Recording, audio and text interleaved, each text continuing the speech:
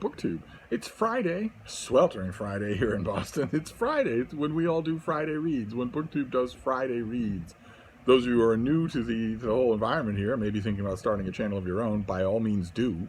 But Friday reads are when we get together and talk about our dreams, our aspirations, our crappy track records for the previous week, what we've read, what we are reading, what we plan to read, that sort of thing. And they're a bit tricky for me just because I read for a living. I do nothing but read. And that can bump up the numbers to a point where they're not really wieldy in a video, even videos of freakish length that I make. Like, for instance, this week, in this previous week, since last Friday, I've read as many books since last Friday. I've read the same number of books since last Friday as a lot of really good readers would consider a good yearly total. It'd be way too long a video to just rattle through them. And it wouldn't be something that I could really do anyway, since quite a few of the books that I've read in between then and now, I'm commissioned to review. So you want to know what I think about them, I'll direct you to where you can read what I think about them. But I realized that a while ago that there's still plenty of ways for me to do Friday reads, and the way I want to do it today is a Friday reads of a TBR I used to call these my version of a TBR, TBRBY, a to be read by you. But in this case, I picked 10 books that I haven't read yet, that I very much want to read, that I either have here and haven't gotten to, or that are on the way to me. I thought we'd take a look at those in case they interest you too. They can go on your TBR as well. So this is actually a TBR video. The first one is this. It's by Philip Detmer, and it is called Immune, a journey through the human immune system. Philip Detmer is the genius behind the YouTube channel Kyrgyzstan, which is, in a nutshell, explains all sorts of things, but one of their earliest mega successes, I don't know about in terms of view count or virality, but in terms of just the total success of watching the video. I remember the first time I watched it years and years ago was about the different levels and explanations of the human immune system. And I think that Detmer must have realized that himself, because he's returned to the subject a few times. He makes it absolutely fascinating. It is absolutely fascinating, but you don't usually see it explained in such a way, and as he does it. The multi-layered marvel of the human immune system. So I can't wait to see this thing. I hope that it's heavily illustrated. That would be great. Bean, what are you doing? Frida, stop it, baby. She gets into this zen where she just licks. I found her doing it when she is actually sound asleep, and just gently had to stop her from doing it. It's a little creepy. It probably isn't harmful in any way, but it's a little creepy. This next book's the first note that it strikes is a little sad. This is, we knew already because we read it in the news and there were obituaries and there were tributes all over YouTube. Nevertheless, this is the first time we realized that Christopher Tolkien is dead. It's the nature of Middle-earth, but it is not edited by Christopher Tolkien.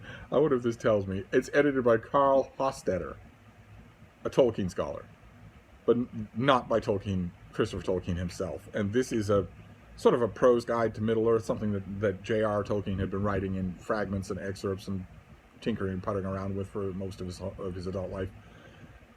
There probably won't be a lot in here that will be unfamiliar to Tolkien fanatics, but to have it in one neat book, I'm certainly interested. I'll certainly read it. Then we have, what's next here? Yes, there we go. The New Kingdom by Wilbur Smith, with Mark Chadbourne. I'm not sure how heavy a stress we should put on that word with. Wilbur Smith is like 350 years old, so it could be that Mark Chadbourne did a lot of writing here. I'll find out when I read it, because Wilbur Smith, despite the fact that he writes written a lot of men's adventure, and that tends to hammer out the originality of your prose, I can recognize his prose style a mile off.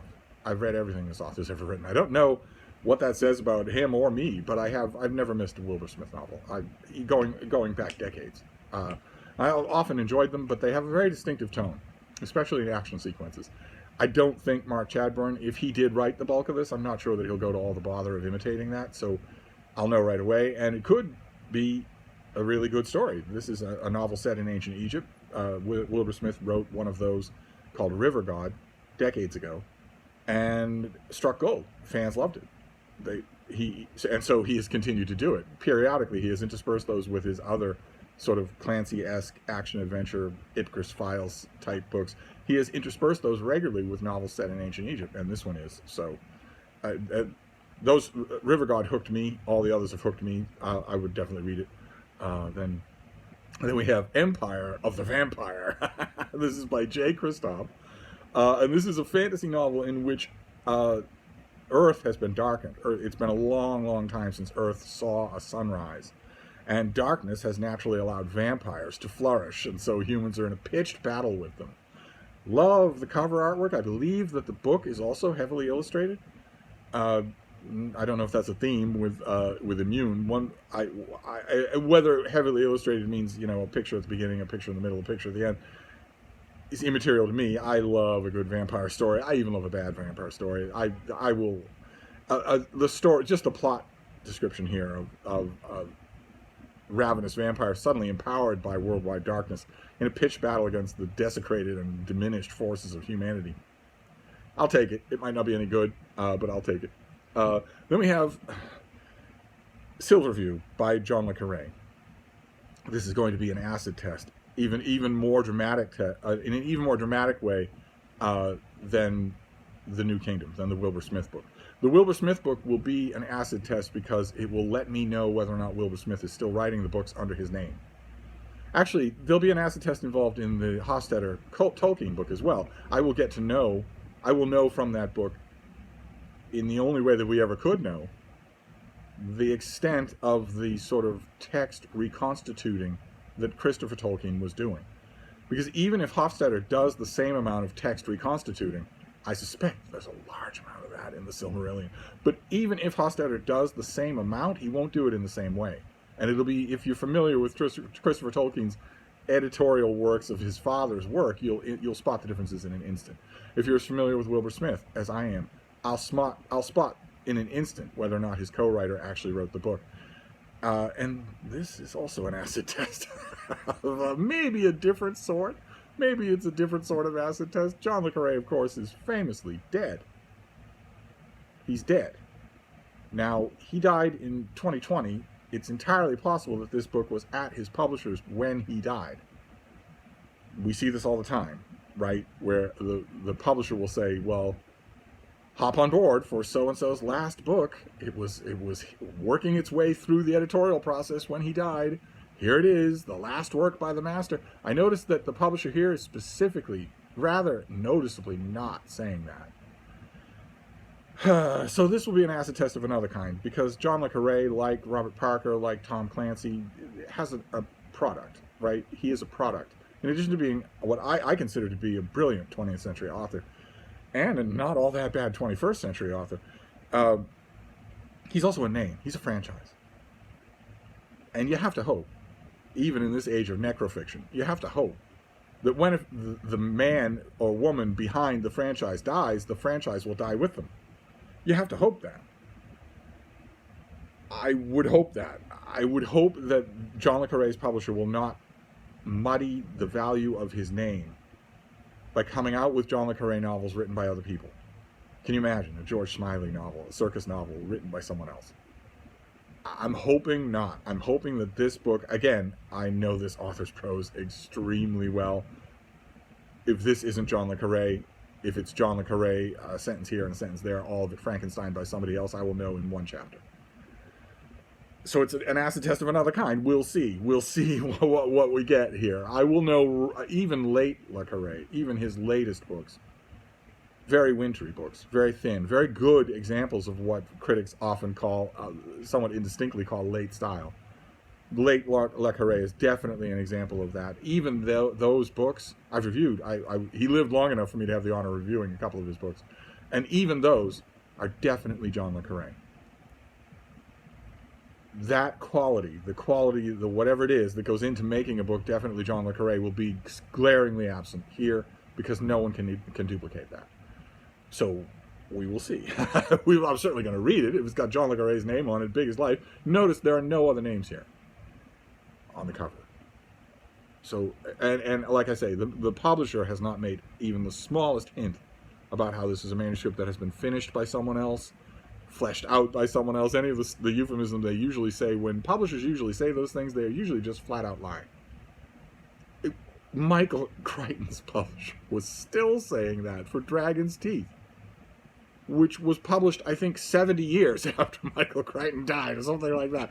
Utterly ridiculous. Just utterly ridiculous. By that point, just utterly ridiculous. In the same way that if Tom Clancy's publisher or his literary estate were to say, yes, we know that we've been publishing books giving you Jack Ryan adventures and special ops adventures, and we've been clearly denoting that it's Tom Clancy's world, but here is the author. We know that we've been doing that and they've been selling really well, but we also just found an actual Clancy manuscript. You would have to be crazy to believe that. Frida, you've started licking again, baby. You just can't keep that up, baby girl. Oh, now you're licking me. No, baby. No, you just have to lay your head down. Poor little thing. It's hot. Anyway, I will read this. I'm hoping that what I encounter is what I assume will be the last John le Carré novel I ever read.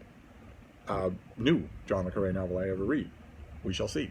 This next one, who is an author I tend to like, unless he's slumming, unless he's insulting me, unless he's taking it easy for a book contract, then I tend not to like it. And this author did that with his last book. The author is John Banville, who's a seriously good author, a seriously good novelist. His last book was called Snow, and it was a Snowbound Manor murder mystery. Frida, you gotta cut it out, baby.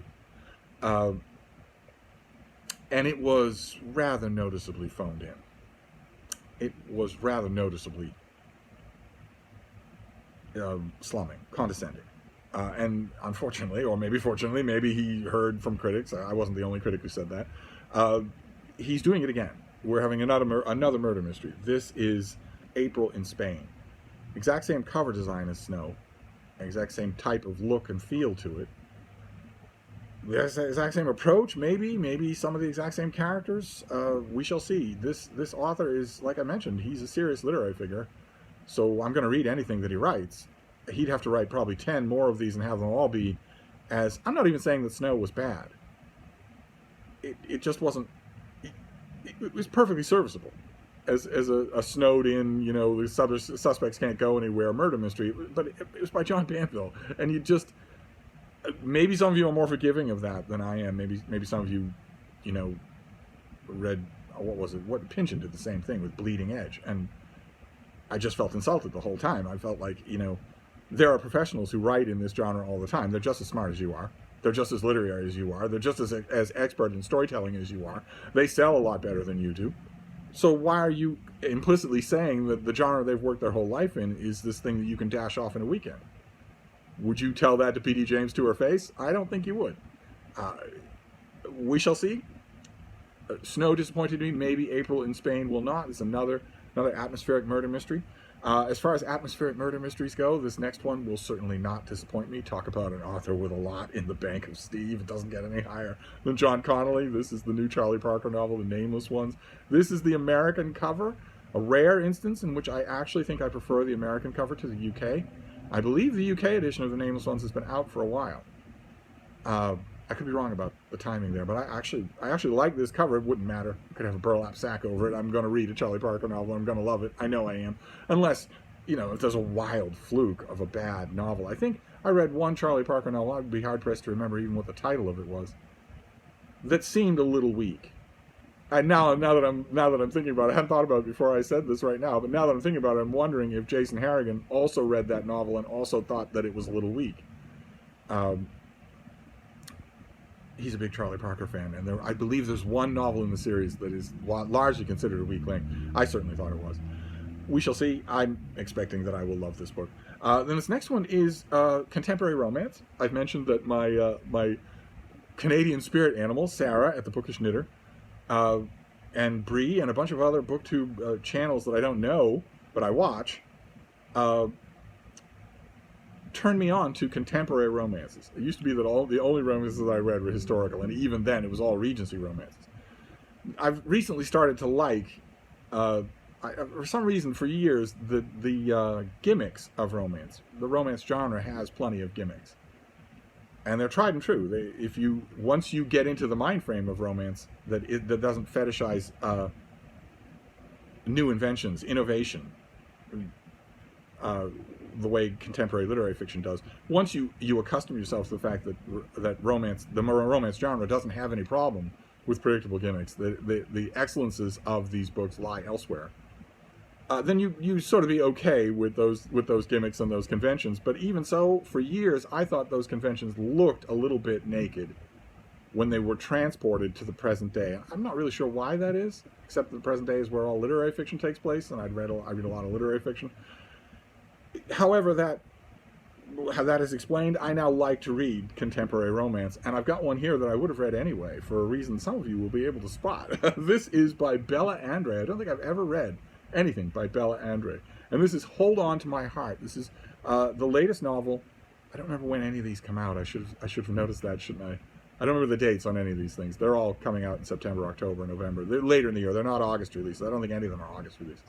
But this is part of a series of novels that take place in a small town in Maine. And I don't think I've ever read this author before, and I'm just going to count on the fact that I don't have to read any of the earlier books in the series. The book is Hold On to My Heart. That is the cover. So there's a lobster shack in the background there, seagulls, so you know that it's the main setting. Some of you will be able to look at that cover and perhaps guess why this is on my TBR, my Friday Reads. That is none other than Paul Marin on the cover. A long-serving, if that's the right phrase, romance cover model. I never miss a Paul Marin book, never. then we have a book by an author I love. Get your mind out of the gutter. I love this author platonically and from a distance. I love him as a writer. Okay, no matter what you may know about his past in Boston or elsewhere. This is Dan Savage, and this is Savage Love from A to Z. What is the subtitle? Advice on sex and relationships, dating and mating, exes and extras. Dan Savage is a terrific writer. He used to write a regular column for the kind of indie newspapers that don't exist anymore, that had the title Dear Faggot.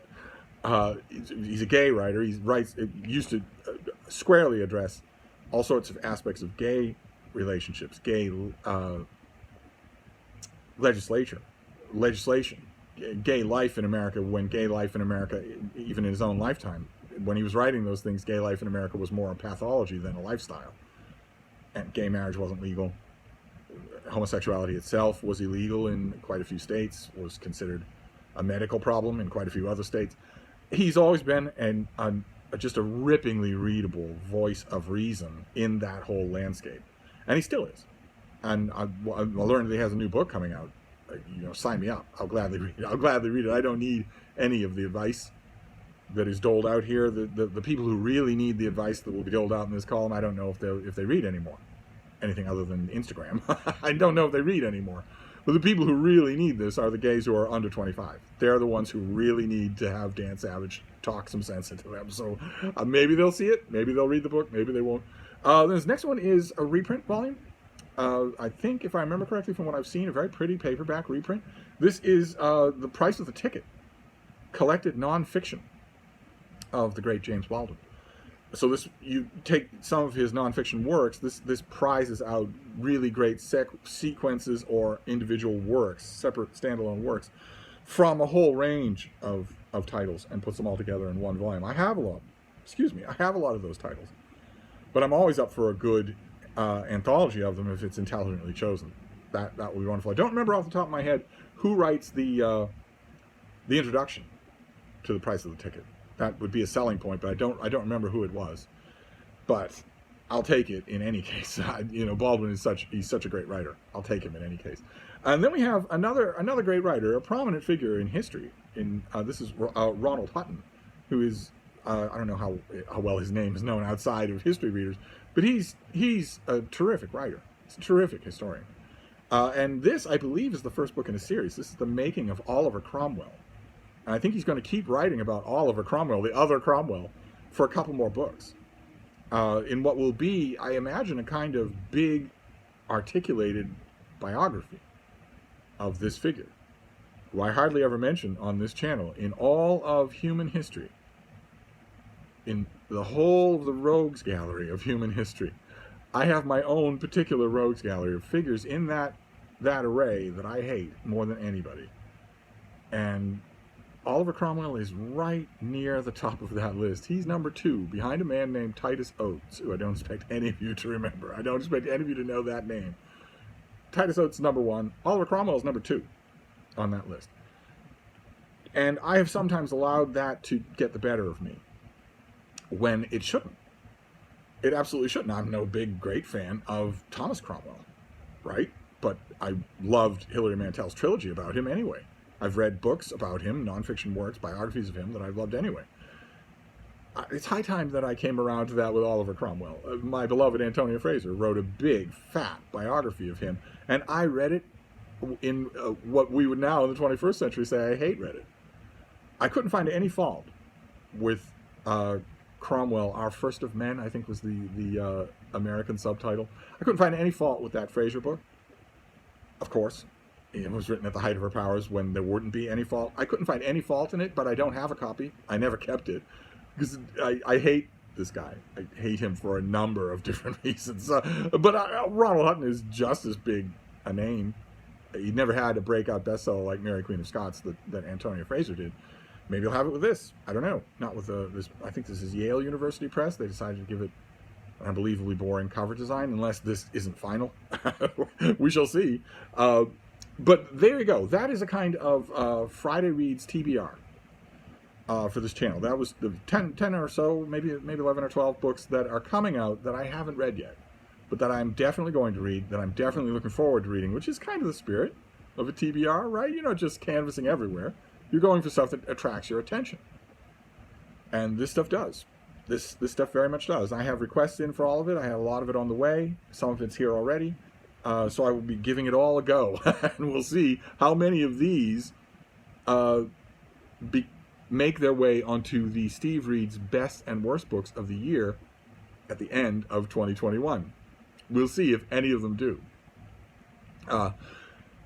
But between then and now, I'm going to wrap this up. So those are some books. I'm hoping that some of them were of interest to you.